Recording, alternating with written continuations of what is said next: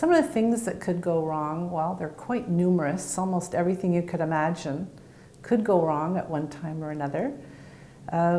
One thing is double room bookings. You could call up a hotel and say, I'd like to book a room, and someone else might have booked the room. Now with everything being computerized, it's a lot easier and a lot, you're a lot more comfortable with the fact that they probably do have it recorded down somewhere. Other things that can go wrong, for instance, a supplier can go bankrupt in the middle of your event. That's happened to me once with a caterer who was doing a very high-end cocktail, and I noticed halfway through that the food wasn't coming out as quickly, and the people had just disappeared. And someone said to me, the catering business went out of business.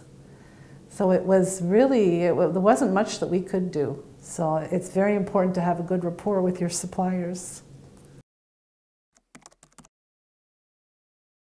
These roadblocks that you come across are very challenging for a planner, because if they happen in the middle of your event, if you're not prepared, if you don't have a backup plan, your brain will freeze.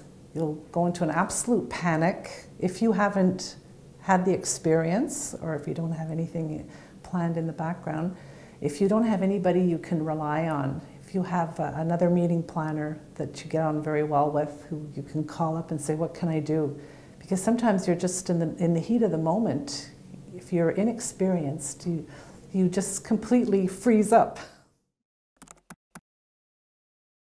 It's very important to have a contingency plan in place, because as I mentioned, you become, in a panic mode, and if you have everything set out, it's easy just to go swiftly into your plan B mode. And it's important for your client to know that you do have a plan in place. Very often the planner, the client will say, this is what I want to do, and you could say to them, well, it's a bit risky, this could happen, so I think it'd be a good idea if we have another plan in place in case of, something happens to go wrong. I'm sure nothing will go wrong, but it could go wrong because things do happen. So that's very important. You have them on board and they know that you've got all the bases covered.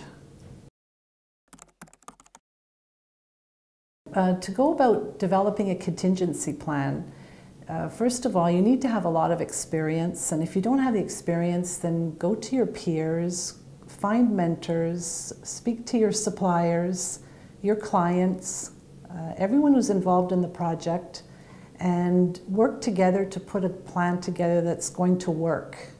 If you have to switch hotels at the last minute, you want your client to know that there could be a problem. There could be maybe an impending strike.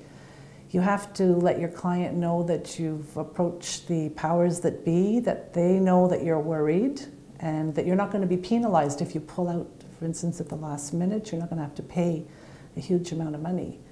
And then if things do work out, then everything will work. You won't have to pull out.